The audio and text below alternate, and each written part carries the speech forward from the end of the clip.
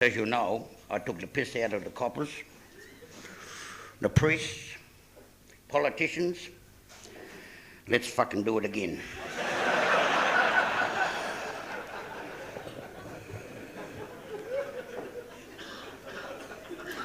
I just been out west and I just been coming in on the Coconut Airlines, but anyway, it's pretty bad when you got to get out and push start the bastard. But anyway, you know out west way there's Charters Towers, and the other day me and Morton were out there and we're walking around the outskirts of Charters Towers and we seen this hole in the ground, old mine shaft, you know. I said, "Hey Morton, I wonder how deep this hole is here." He said, "I don't know, but I'm about to find out. I'm going to throw this rock down there." So he's picked up the rock, he's thrown him down. Didn't hear anything, you know. He looked at me, he said, "Hey Billy, come and give me a hand with this railway sleeper. We'll throw that down there, you know." So we picked up the railway sleeper, listening, don't hear nothing. Next thing, I hear the rustling coming behind us, and this goat is charging towards us. So I threw Morton out of the way and threw myself back, and the goat is gone between us and gone straight down the hole, you know. Anyway, we picked ourselves up. I dusted Morton off. This bloke's come over the hill, he said, "Hey, you seen a goat?" Morton said, "We seen him, mate. Big bastard. Got big horns, got a beard. And he was wild and angry, mate. He's charging at us. He was wild." He said, "Oh, it can't be my goat. Mine was tame and tied to a railway sleeper."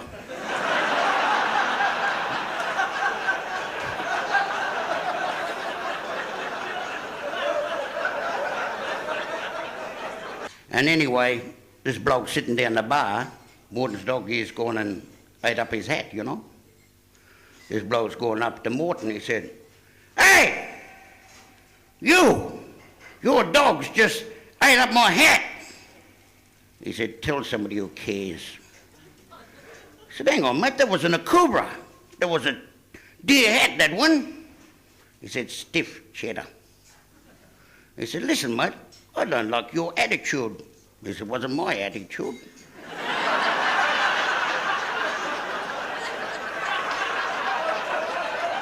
And anyway, the doctor, he's come and seen him in the morning after he's coming out of all that business surgery. And he said, he said, "Cousin got it." He said, "I've got some bad news for you." He said, "What do you mean?" He said, "Well, I didn't read the charts properly. I see you in here for the circumcision, but I thought it was a sex change." He said, "So I've taken it all off." He said, "Oh no." He said, "Don't tell me I'm never going to have another erection." He said, "You're going to have thousands of them, but none of them are yours."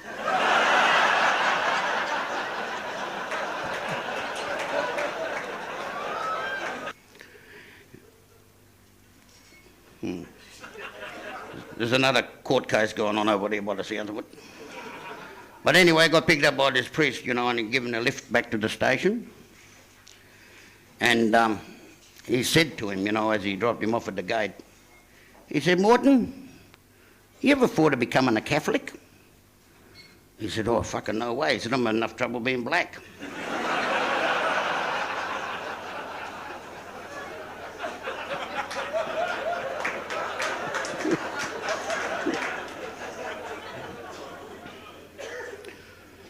A lot of you people don't know this, but this one Dreamtime story, you know, the Titanic. And anyway, the Titanic, you know, when he's sinking, or she's sinking, what do they call it? Is she, he or she? I don't know. Anyway, it doesn't matter. When the bastard went down, there was, you know, this panic on the deck there, and there was a priest, a solicitor, and a car salesman.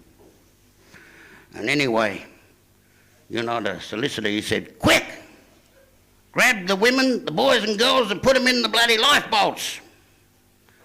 The car salesman, he said, "Oh, listen, I'll go along with, you know, the women and the girls." He said, "But bugger the kids, the boys, And the priest said, "Have we got time?"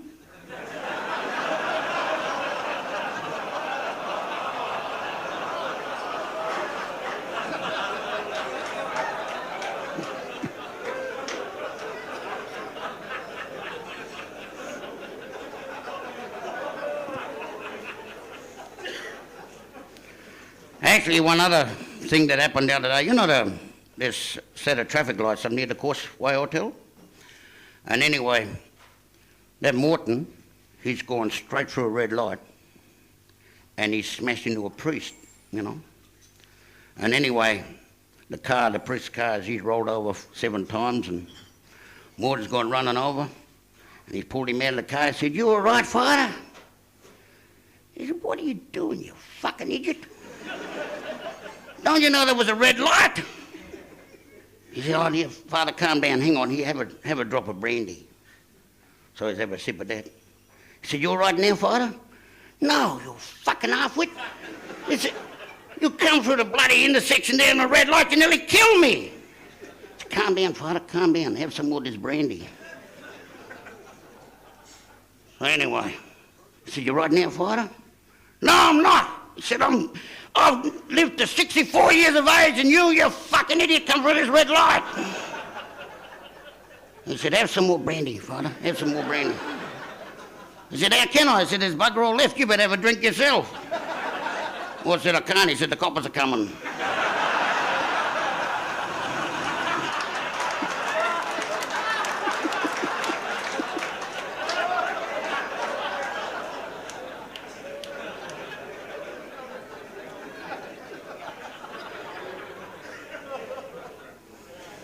Actually, I'll just stay on the clergy for a little bit longer.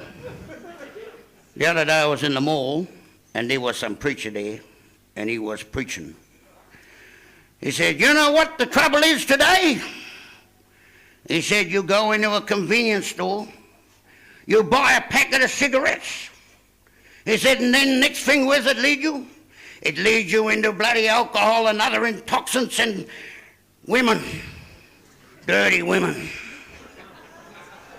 Well, I said, "Excuse me, can you tell me the name of that convenience store?"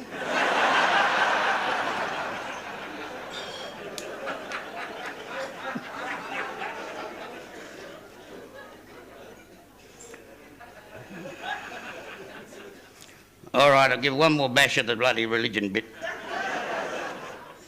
Morton, he got on the bus the other day and he's reeking of perfume and full of grog, Forex.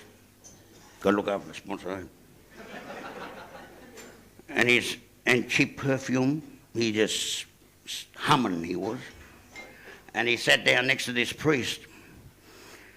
He said, "Excuse me, what causes arthritis?" And he looked at Morton. He said, "Well, Morton," he said, "it's probably caused by the fact of drinking alcohol, womanising, and smoking." "Why do you ask? Have you got the infliction?" I said, "No." He said, "I read in the paper that the Pope's got it."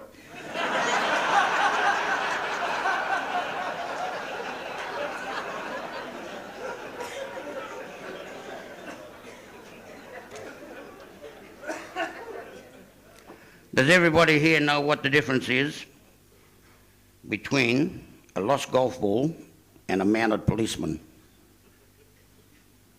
Hang on, Frank. Well, one's a hunt on the course.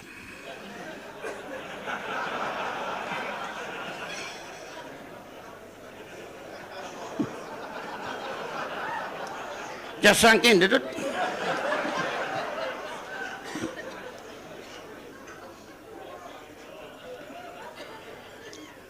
Actually, where I've been out west. Bloody coppers, they're bloody good, eh? They chased Morton. They caught up to him, pulled him over, and Morton said, "What are you doing? I haven't done anything wrong." He said, "Oh," he said, "I just want to let you know," he said, "your wife fell out about 2 kilometres back." He said, "Thank fuck for that." He said, "I thought I was going deaf."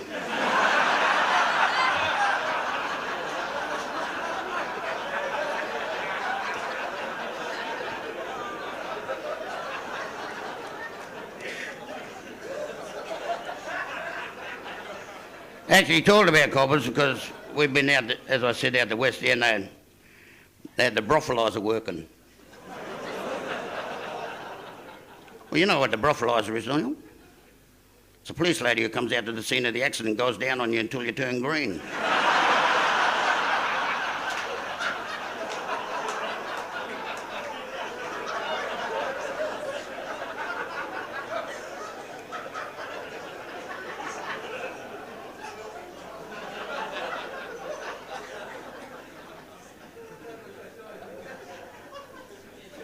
Excuse me, you serve grog?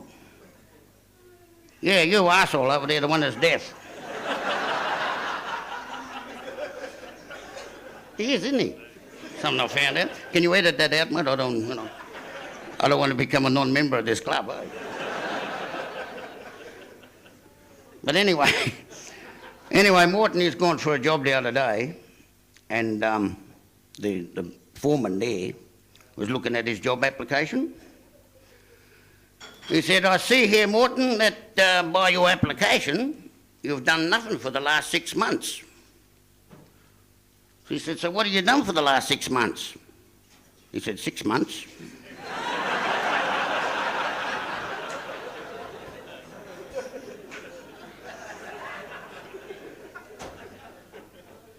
Prior to that, he was in court for stealing a cow, and the magistrate, he said to him, he said, right, Morton Aloysius Cockbottle, we got the same middle name and surname, said, you're in a court for stealing a cow. Is this the first time you've been before me? He said, I don't know. He said, what time do you get up?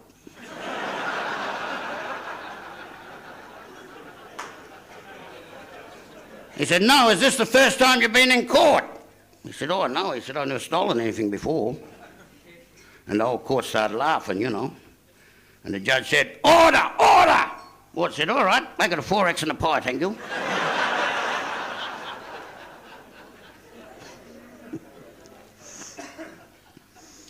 Actually, that Morton's wife, Finnegan, she's gone to court the other day. She gone for a divorce. And anyway, she said to the judge, I want a divorce from my husband, Morton. He said, well, on what grounds, He said, on the grounds that he brings his work home with him all the time. He said, well, I don't really think that's strong grounds because, I'm a magistrate and all that, and sometimes I take my work home with me. He said, yeah, but you're not a pimp.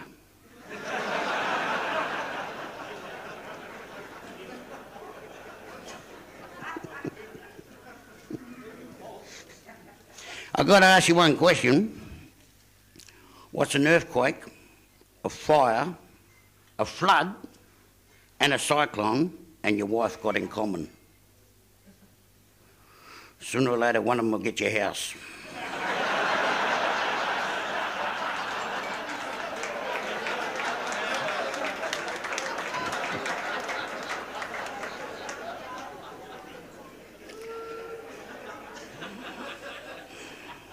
It's a bit unfortunate, because being out west last night at Julia Creek, actually, we run into Cousin Gibbet.